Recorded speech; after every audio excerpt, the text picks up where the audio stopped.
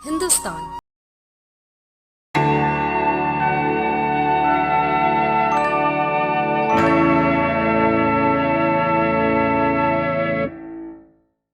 द्वार के नाम से जाना जाता है। मिली जुली संस्कृति और सभ्यता का प्रतीक है यह शहर। यहाँ से मात्र 8 किलोमीटर की दूरी पर है बजरंगगढ़ का यह किला।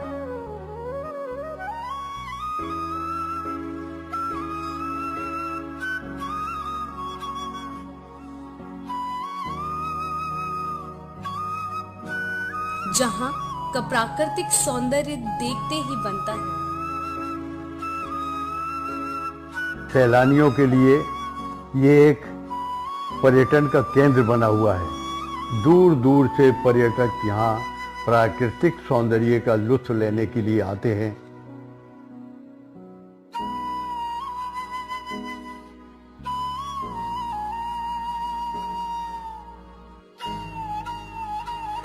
यहाँ की हरी भरी वादियाँ, लहलहाते फूल कलियाँ, चहचहाती चिड़ियाँ, गुनगुनाती हवाएं और कदम चूमती नदियाँ देखते ही बनती हैं। बजरंगगढ़ का यह किला संग्रामों और संघर्षों की दास्तां चीख चीख कर कह रहा है। कहते हैं कि इस जगह का नाम पहले मूसागढ़ था।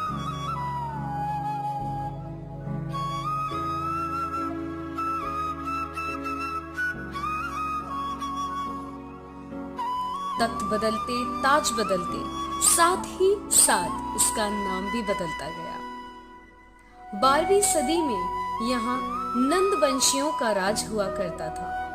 नंदवंशियों और रघुवंशियों में उस समय कड़ी दुश्मनी थी जो जग जाहिर थी। एक बार दोनों समुदाय के बीच भीषण युद्ध हुआ जिसमें रघुवंशियों की जीत हुई। रघुवंशियों ने इसका नाम बदलकर झारकोन रख दिया। इधर हार की आग में जल रहे नंदवंशियों ने अपने राज्य के लिए रघुवंशियों पर आक्रमण कर दिया और उन्हें भागने पर मजबूर कर दिया।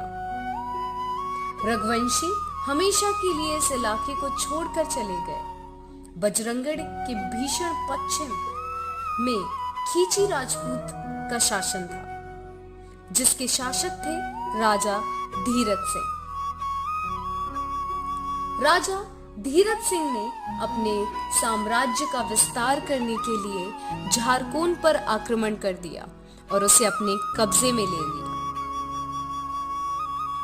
राजा धीरज सिंह ने अपने पुत्र विक्रम सिंह के झारकोन की जागीर दे दी। विक्रम सिंह ने जागीर के मुख्यालय के रूप में दुर्ग का निर्माण कराया।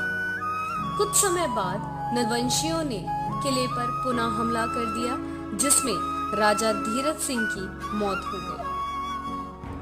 समय ने एक बार फिर करवट ली और राजा धीरज सिंह के वंशज बलवंत सिंह ने नंदवंशियों पर हमला बोल दिया और जीत हासिल की। एक बार फिर यही खींची राजपूतों का राज्य स्थापित हो गया।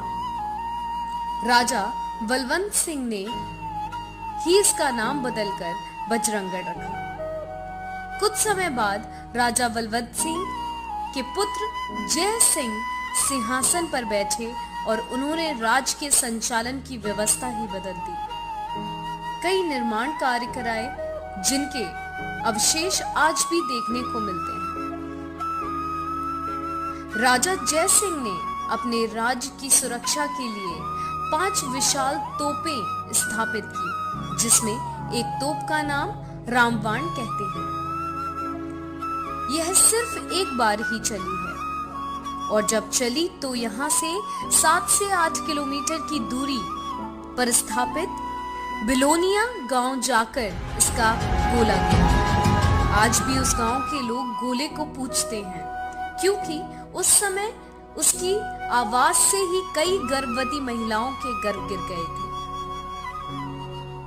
राजा जय सिंह बजरंगबली के भक्त थे जिन्होंने किले में बजरंगबली की प्रतिमा स्थापित की है। वह आज भी मौजूद है और उसे पूजा जाता है। उस समय ग्वालियर स्टेट के राजा दौलत राव सिंधिया थे, जो राज्य संचालन को लेकर राजा जय सिंह से नाराज रहने लगे थे, क्योंकि वह ग्वालियर स्टेट के नियमों का पालन नहीं करते थे। और सन 1814 में उनके फ्रांसीसी सेनापति जॉर्ज प्रैक्टिस ने आधी रात को किले पर चढ़ाई कर दी। दुश्मन से घिर जाने पर राजा जयसिंह ने भागने का फैसला लिया और अपनी 7 रानियों के सतीत्व की रक्षा के लिए उन्हें जिंदा रानीवास में चुनवा दिया और खुद खुफिया रास्ते से पलायन कर गए। आज भी बावड़ी में 45 फीट में नीचे दरवाजा है जो कभी खोला नहीं गया। माना जाता है कि यहीं से खुफिया रास्ता बाहर की ओर जाता है। इसके बाद यहाँ ग्वालियर स्टेट का ही शासन रहा। उसी काल में किले को बजरंगगढ़ कहते हैं और बस्ती को जयनगर कहा जाता है। यह नगर में स्थित महल है जिसे सुभाष महल कहते हैं। राजा रानी यहीं रहते थे। बाद में ग्वालियर स्टेट के अधिकारी वहां रहने लगे। रंग महल राजा की ऐशबाग थी। मोती महल के पास जेल थी जिसमें कैदी रहा करते थे और इन कैदियों से घट से चुना पिसवाया जाता था। प्राकृतिक सौंदर्य की प्रतीक एक नदी यहाँ कल कल करती हुई बहती है। कहते हैं कि यहाँ पहले घाट बने हुए थे। किले के चारों ओर जो ऊंचे स्तंभ हैं, वह शिकारगाह या चेक पोस्ट कहलाते हैं। यहाँ से हर आने जाने वाले पर नजर रखी जाती थी।